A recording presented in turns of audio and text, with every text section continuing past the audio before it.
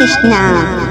प्रिय भक्तगणों, आज हम आपको एक कथा का स्मरण कराते हैं जो सुनने मात्र से आपके जीवन में सुख समृद्धि आएगी। चलिए अब हम कथा आरंभ करते हैं।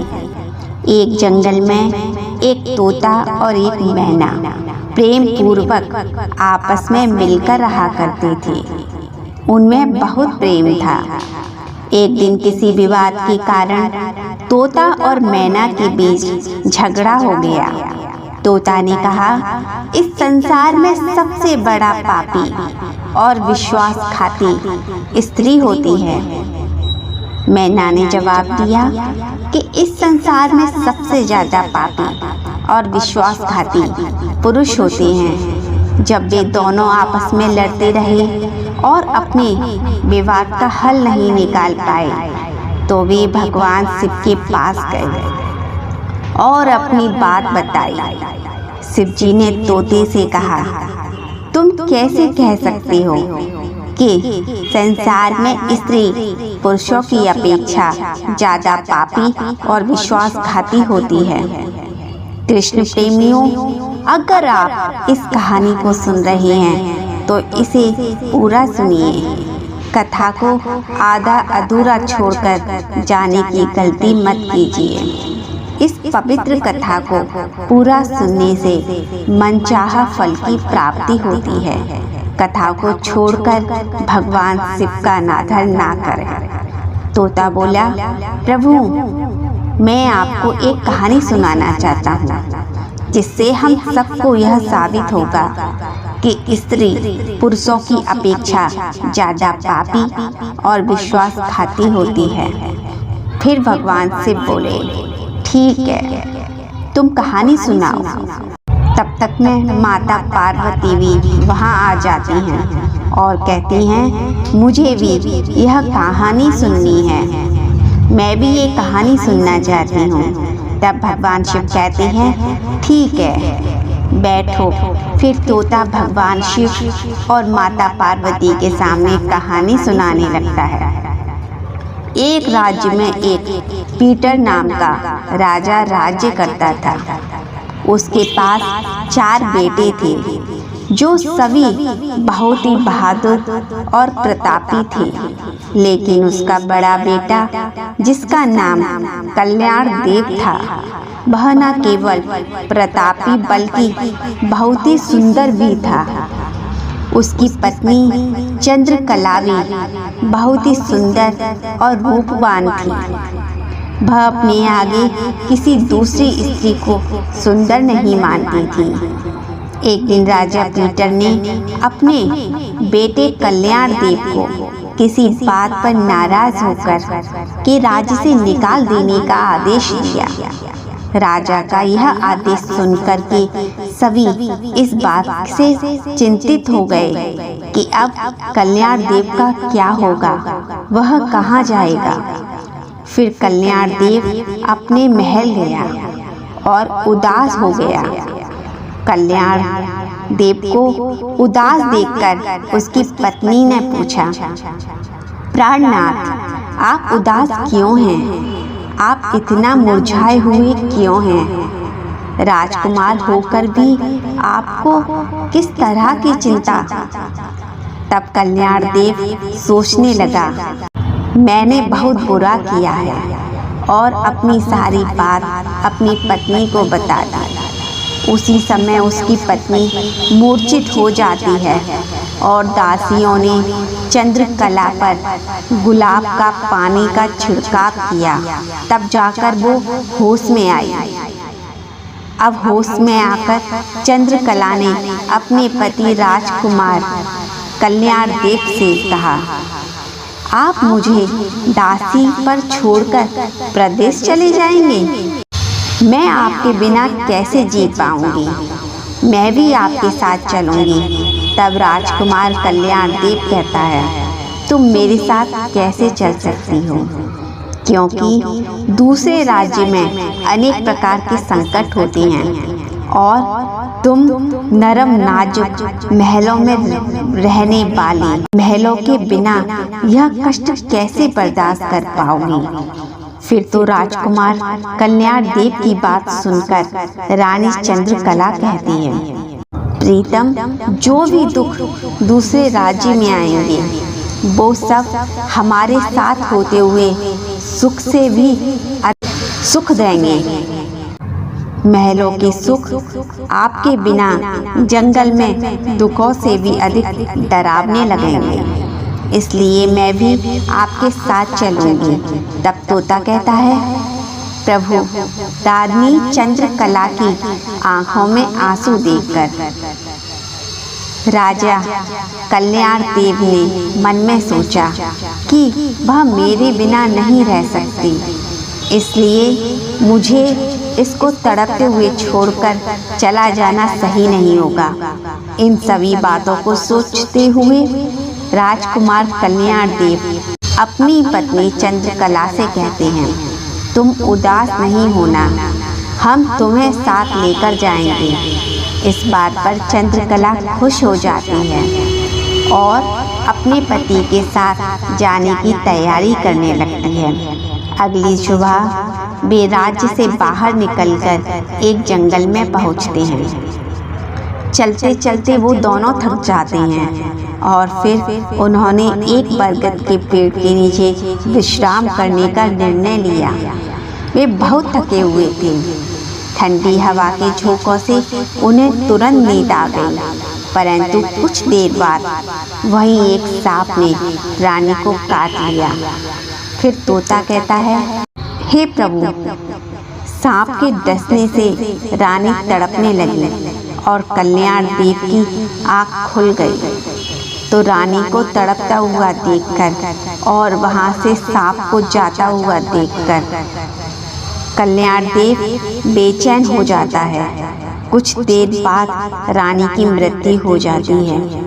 इस प्रकार मृतक रानी को देखकर कल्याण देव ऊंचे स्वर में रुदन विलाप करने लगा। उसका रोना धोना सुनकर जंगल के जीव जंतु उसे खाने के लिए वहां आने लगे। फिर कल्याण देव ने मन में सोचा, अब जीवन संग में ही मर गई है तो मैं अब जीकर क्या करूँगा, और इसी जंगल में मैं अपने प्राण त्याग दूंगा। ऐसा मन में सोचता है। फिर वो रानी की लाश के पास से उठकर जाता है और जंगल में लकड़ियाँ इकट्ठी करने लगता है और रोकर कहता है कि मैं रानी की चिता में जलकर मर जाऊंगा। उस समय स्वर्ग के एक देवदूत आते हैं और उसे रोता हुआ देखकर उनके मन में दया आती है। वह राजकुमार कल्याण देव के पास जाते हैं और पूछते हैं, तुम क्यों रो रही हो? आखिरकार तुम्हारा दुख क्या है? तो राजकुमार कल्याण देव ने देवदूत से कहा, मेरे पास अपना सुख सहने की शक्ति नहीं है। मुझे चाहिए कि यह धरती फट जाए और मैं इसमें समा जाऊं। फिर देवदूत ने कहा, तो मुझे अपना हाल बताओ, शायद मैं तुम्हारी मदद कर सकूं। फिर कल्याण देव ने कहा, महाराज, मैं एक राजकुमार हूँ। मैं एक राजा पीटर का बेटा हूँ। मेरे पिता ने मुझे राज्य छोड़ने के लिए कहा था, इसलिए मैं मेरी पत्नी इस जंगल में चलते चलते आ गई। यहाँ आकर मेरी पत्नी को सर्प ने काट लिया और उसकी मृत्यु हो गई। लकड़ियाँ इकट्ठी कर रहा हूँ ताकि मैं अपनी पत्नी के साथ ही जलकर अपने प्राण अग्नि के हवाले कर सकूं।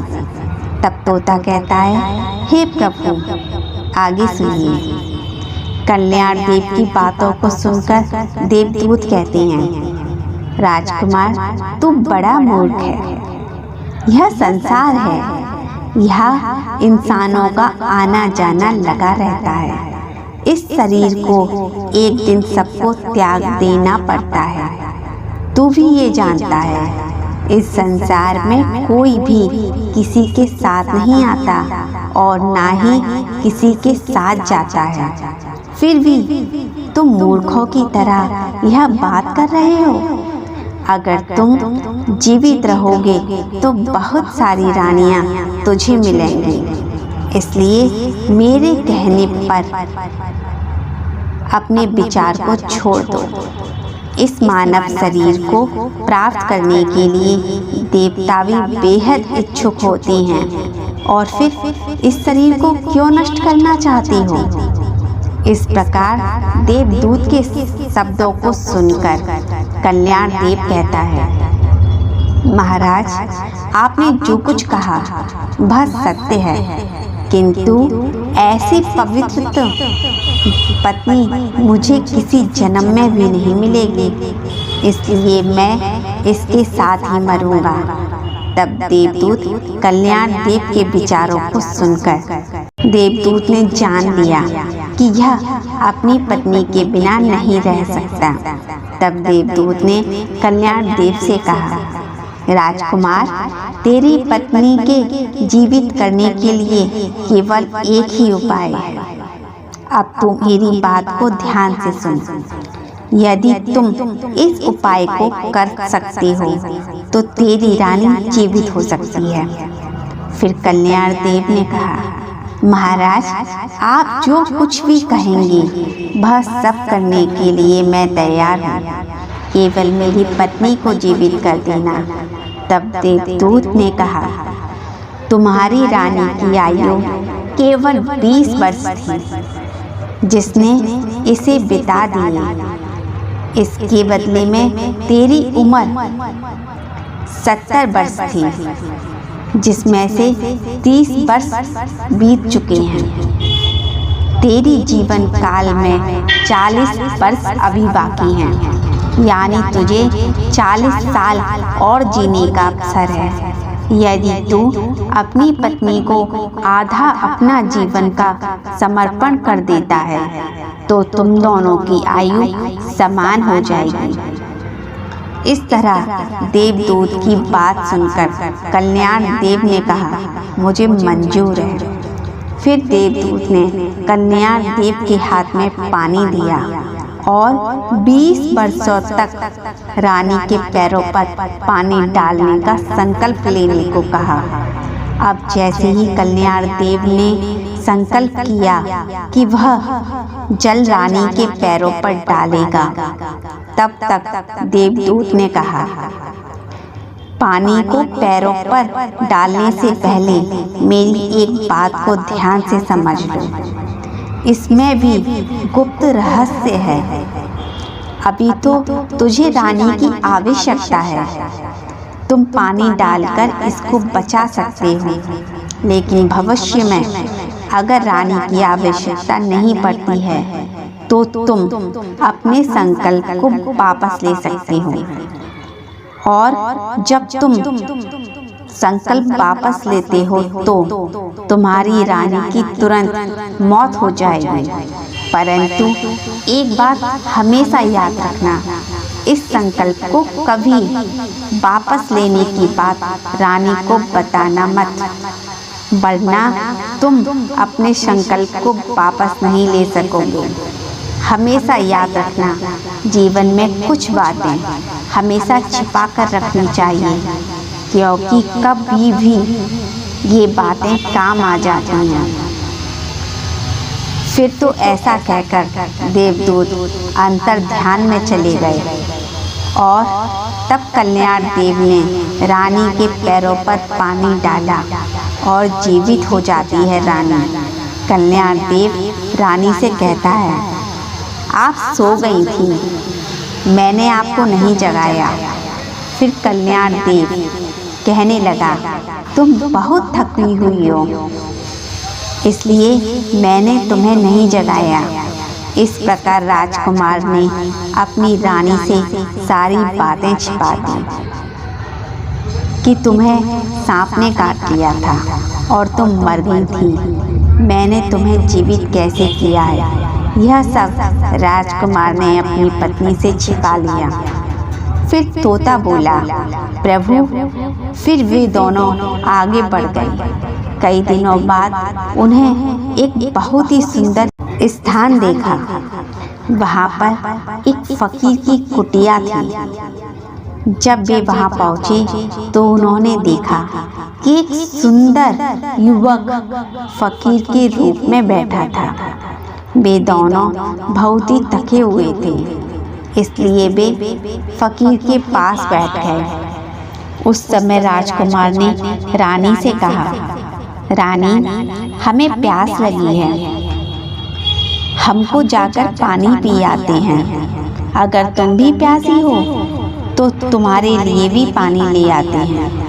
तब राजकुमार की बात को सुनकर रानी ने कहा, मुझे तो प्यास नहीं लगी, आप जाइए, पानी पीकर वापस आइए। इसके बाद रानी की बात का जवाब सुनकर राजकुमार एक लंबी रस्सी लेकर कुएं की ओर जा रहा है।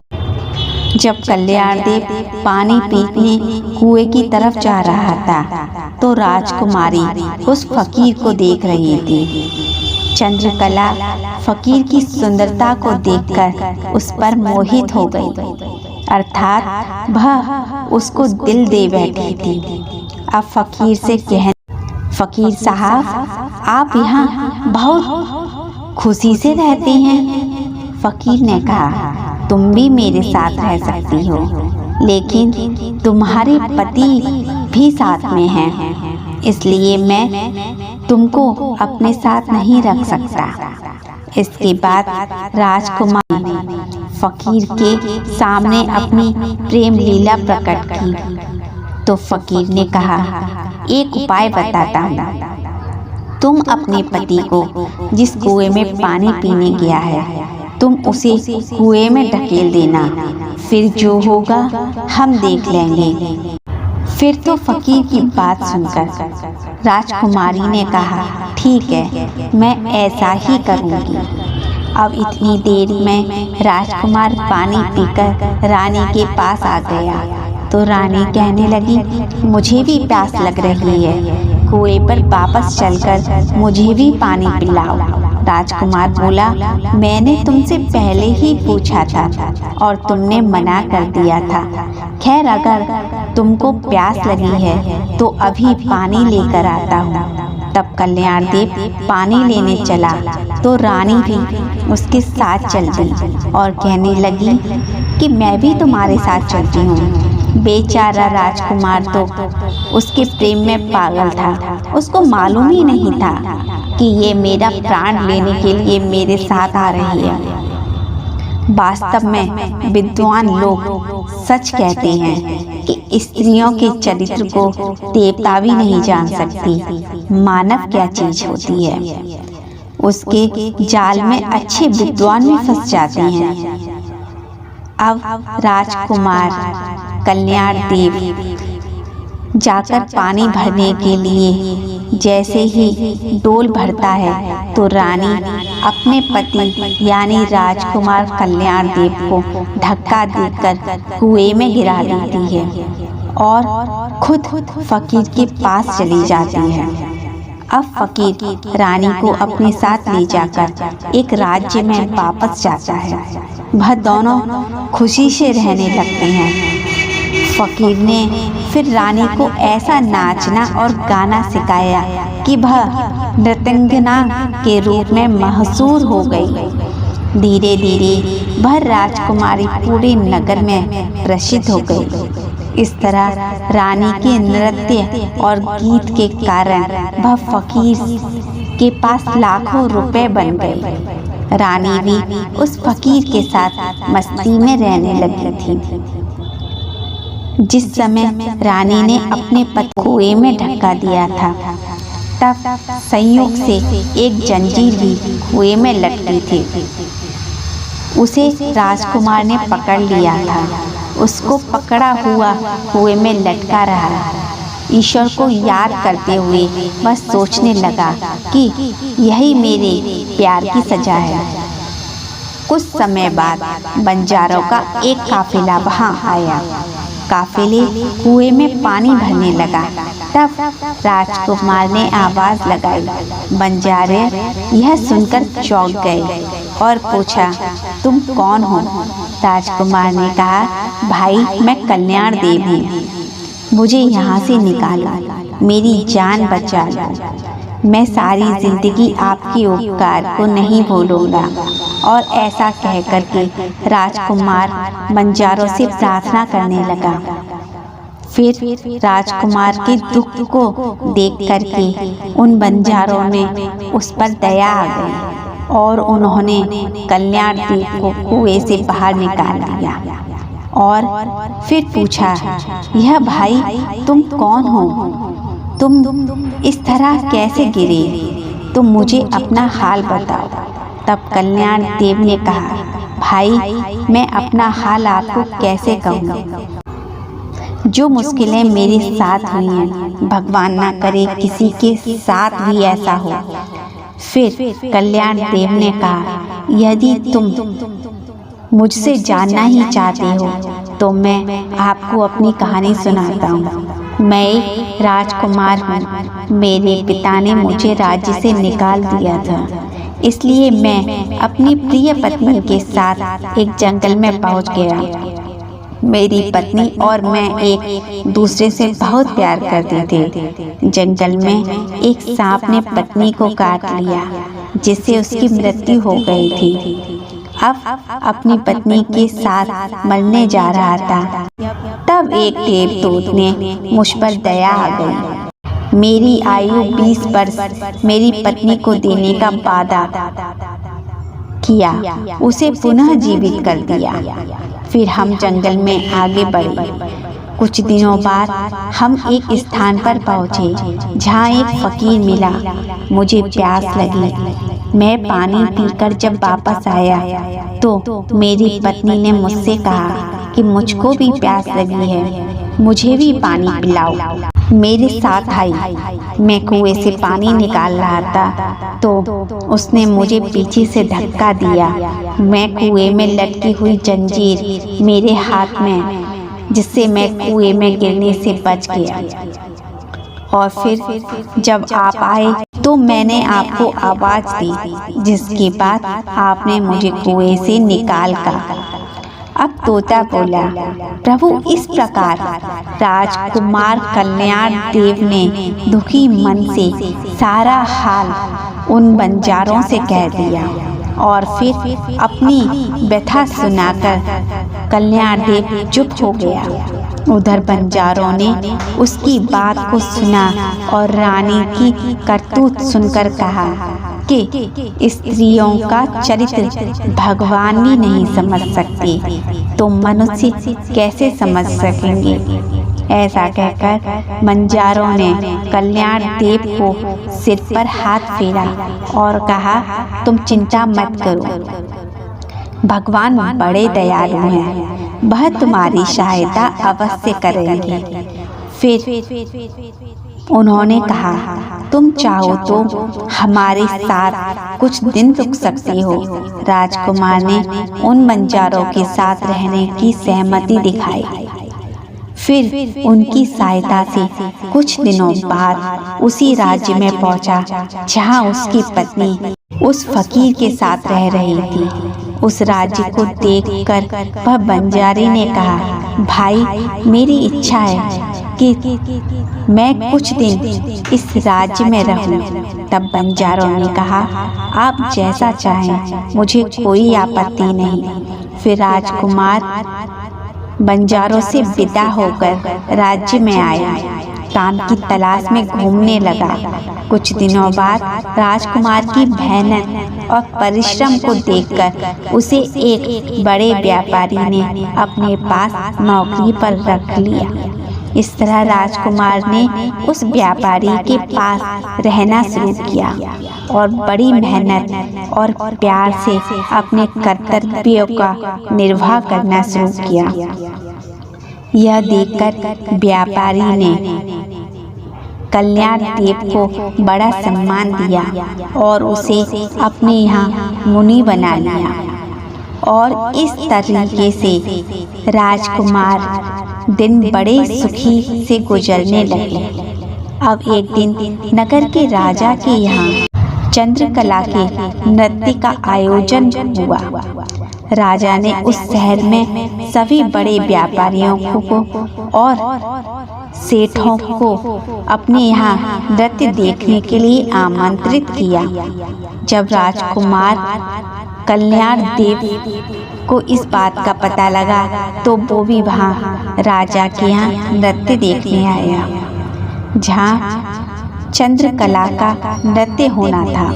शहर के सभी व्यापारी राजा के यहाँ पहुँच गए। सेठ जो रानी के नृत्य और गायन की प्रशंसा सुनता था, उसने भी सोचा कि मुझे इस नृत्य को देखना चाहिए। उसने भी राजा के दरबार में सेठ के साथ पहुंच गया। रानी ने अप्सरा के समान नृत्य किया और उसकी सुरीली आवाज में कई सुंदर राग को प्रस्तुत किया। उसके गाने को सुनकर महफिल के सभी लोग आश्चर्य में आ गए और सभी बहुत सारा इनाम देने लगे। इसके साथ ही राजा से लेकर प्रजा तक सभी ने उसे प्रशंसा की। राजकुमार कल्याण देव ने अपने हाथ की अंगूठी उठाई जिसमें हीरा जड़ा हुआ था और फिर भाव से उतारकर रानी चंद्रकला को भेंट कर दी। इसके बाद रानी चंद्रकला ने अंगूठी को पहचान लिया और मन ही मन में कहने लगी, यह तो बहुत आश्चर्य हो गया। मेरा पति जिंदा है और यहाँ पहुँच गया है। अब मुझे छोड़ेगा नहीं, इसलिए मुझे कुछ ऐसा करना चाहिए जिससे वह मारा जा सके। उसने मन में सोचा, अब मैं यहाँ के राजा को एक सुरीला गाना नृत्य सुनाऊंगी जिससे वह खुश होकर मुझे कुछ मांगने के लिए बोलेगा। तब मैं राजा के आदेश से उसे मरवा दूंगी। इसके बाद राजकुमारी चंद्रकला ने एक सुरीली गाना और नृत्य सुनाया। रानी की इस बसंत की बहार को सुनकर राजा खुश हुआ। वह चंद्रकला को बोला, मैं तुमसे बहुत खुश हूँ, तुम मुझसे क्या मांगती हो? तब राजकुमारी ने कहा, अगर आप मुझसे प्रसन्न हैं तो सबसे पहले मुझे वचन दीजिए, जो कुछ मैं मांगूं वह मुझे दे देंगे। तब चंद्रकला ने कहा, इस सभा में मेरा एक चोर है, कृपया उसे फांसी की सजा दें। राजा ने कहा, तुम उस चोर को मेरे सामने लाओ। रानी ने उसका हाथ पकड़ा और उसे राजा के सामने ले गई। राजा ने अपने सैनिकों को आदेश दिया कि उस चोर को जल्लादों के पास ले जाओ और उसे चोर को फांसी पर चढ़ा दो। इसी बीच कल्याण देव का सेठ भी वहां पहुंचा और वो डरकर कल्याण देव के पास गया और पूछा, तुमने क्या चुराया है? कल्याण देव ने अपने मालिक से कहा, मालिक, मैंने कुछ भी नहीं चुराया, बस आप इस राजा को केवल यह बता दो कि वह मेरी दो बातें सुन ले जिससे मेरी जान बच सकेगी। अब कल्याण देव का मालिक उसे सुनकर अपने साथ ही व्यापारी और साहूकार के पास गया और सभी से मिलकर मशवरा किया। उन्होंने कहा, मित्रों, या तो राजा न्याय करे या फिर हम सभी शहर को छोड़कर कहीं और चलेंगे। इस प्रकार सभी व्यापारी राजा के पास गए और कहने लगे, राजा साहब, हमारा मुनीम निर्दोष है, उसे मार देने का आपका आदेश गलत है। कृपया आप दो बातें उसकी सुन लें, फिर आपको जो ठीक लगे तब आप वही कीजिएगा।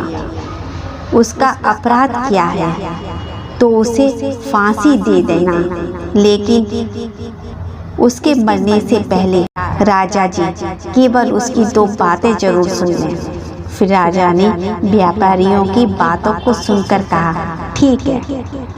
मुनि कल्याण देव को लेकर राजा के पास लाया गया और राजा ने कहा, तुम जो कुछ कहना चाहते हो वो सब मेरे सामने कह दो।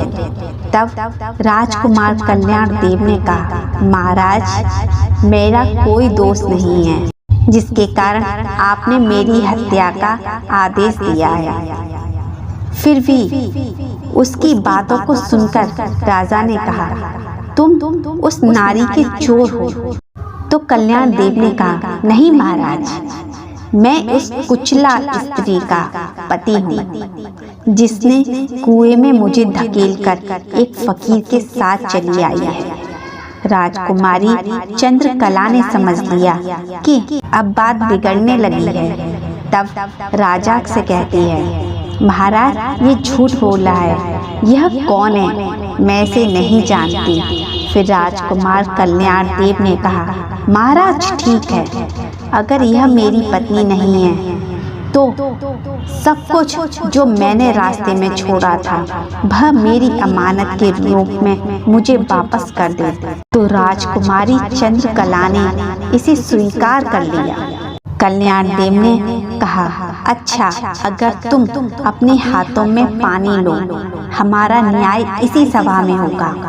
पानी लेकर वह जमीन पर रखा और कहा, वह वस्तु जो मेरे पास रास्ते में दी गई थी वह मुझे वापस कर दो और मैं तुमसे अपनी वो वस्तु वापस मांगता हूँ। रानी ने भी पानी लिया और कहा, जो वस्तु इसने मुझे रास्ते में वापस दी थी वह मैं इसे वापस करती हूँ। जैसे ही वह रानी ने पानी अपने हाथों से छोड़ा, रानी के प्राण छूट गए।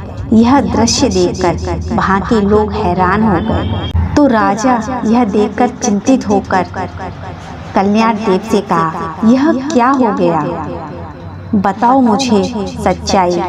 तब कल्याण देव ने कहा, मैं अपनी कहानी सुनाता हूँ।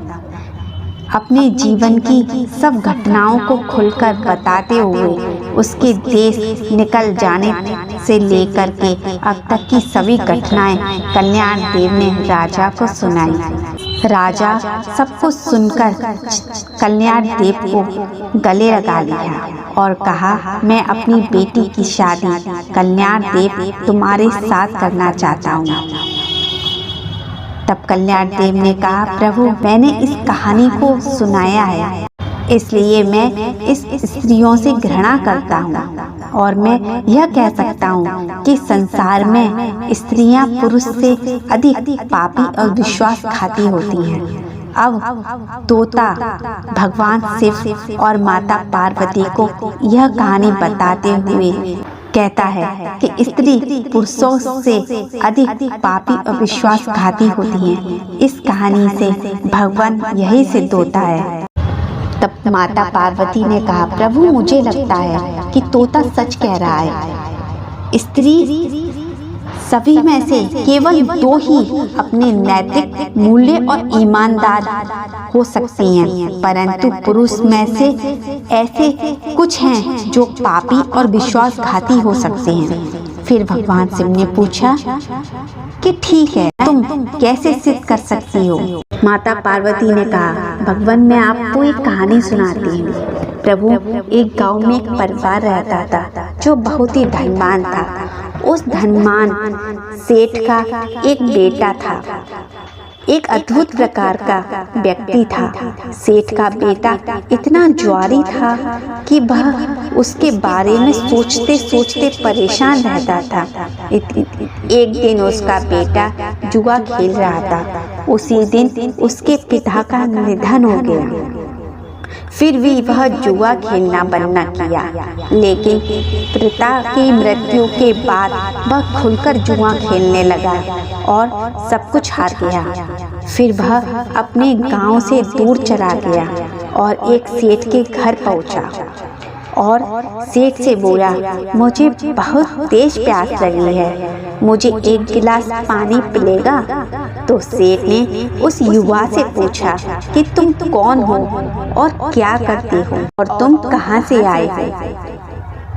जिसके उत्तर में उस युवा ने कहा, मैं एक व्यापारी हूँ, यहाँ से जा रहा था, सोचा था पानी पीकर चला जाऊं। तब सेठ ने पूछा कि तुम कौन सा व्यापार करते हो? उस युवा ने कहा, व्यापार करते समय मेरा सामान समुद्र में गिर गया, इसलिए यदि आप मेरी कुछ मदद करते हैं तो अच्छा होगा। फिर सेठ ने लड़के की बात सुनी और फिर उसकी बातों के जाल में फंस गया और कहने लगा कि बेटा, तुम तो ठीक हो और कुछ कमा भी लेते हो, तो क्या तुम मेरी बेटी से शादी करोगे? अब तो यह बात सुनकर युवा खुश हो जाता है और शादी के लिए हाँ कह देता है, जिसके बाद दोनों का विवाह हो जाता है। प्रभु इस प्रकार सेठ अपनी बेटी को धन के साथ विदा कर देता है। युवा लड़के को तो बस केवल धन के लिए विवाह करना था, तो उसने भी विवाह कर लिया। अब विवाह के बाद युवा उस लड़की को जंगल में ले जा रहा था। उस युवा लड़के ने अपनी पत्नी से बोला, देखो हम अभी जंगल में हैं, यहाँ कोई चोर हमारे गहनों को चुरा सकता है, इसलिए आप अपने सभी गहने मुझे दे दें ताकि हम सुरक्षित रह सकें। युवा की पत्नी ने अपने पति पर भरोसा किया और अपने सभी गहनों को सौंप दिया। उसके बाद युवा ने अपनी पत्नी के गहनों को एक पारदर्शी बंधन में बांध लिया और वे जंगल में आराम से रहने लगे। इस दौरान युवा के मन में लालच उत्पन्न हुआ और उसने अपनी पत्नी को एक कुएं में ढकेल दिया। उसकी पत्नी कुएं में गिर गई और मन में विचार किया कि मैं इसके साथ में सिर्फ पैसे के लिए शादी की थी, मुझे तो पैसे मिल गए।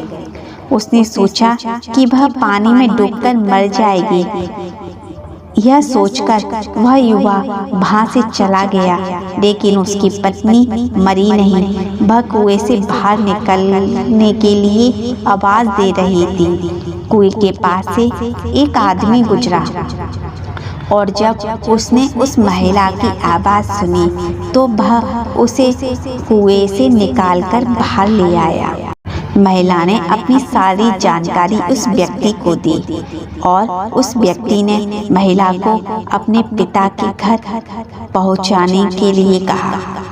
अब जब महिला पिता के घर पहुंची तो उसके पिता ने पूछा, तुम्हारे साथ क्या हुआ? महिला ने कहा, पिताजी, जंगल में कुछ चोरों ने हम पर हमला किया था और हमें कुएं में ढकेल दिया था और मेरे पति के बारे में मुझे कुछ नहीं पता। बेटी की बातों को सुनकर सेठ जी ने कहा, भगवान सब ठीक करेंगे। तब माता पार्वती कहती हैं कि प्रभु, इस दुनिया में स्त्री और पुरुष दोनों ही विश्वासघाती और पापी हो सकते हैं। अब आपके हाथ में न्याय का फैसला है। मैंने भी आपको यह कहानी सुनाई है, तो तोता ने भी आपको एक कहानी सुनाई है। अब आप ही न्याय करें। उसने अपनी पत्नी को मारा और सारा सामान लेकर चला गया। अब तोता और मैना की कहानी सुनकर भगवान से बोले, ठीक है तोता और मैना, मैंने तुम्हारी कहानी को ध्यान से सुना है। अब मैं तुम्हारा न्याय करता हूँ। इस संसार में स्त्री और पुरुष के बीच ज्यादा पापी और विश्वासघाती कौन होता है, यह मेरे लिए स्पष्ट है। तब भगवान शिव जवाब देते हैं, बिना शंका के यह एक सत्य है कि इंसान की सोच उसके स्तर से नीचे जा सकती है और वही पापी और विश्वासघाती होता है, चाहे वह स्त्री हो या पुरुष। इंसान को किसी भी प्रकार के पाप करने से पहले यह सोचना चाहिए कि वह सही है या नहीं। पापी और विश्वास खत्म होने की कोई जाति नहीं होती। वह इंसान की सोच और कृतियों का परिणाम होता है। वास्तव में इंसान की सोच उसके स्तर से नीचे जा सकती है और यही सोच इंसान को पापी और विश्वासघाती बना देती है। कथा समाप्त। मुलाकात होगी अगली वीडियो में। तब तक के लिए हरे कृष्णा।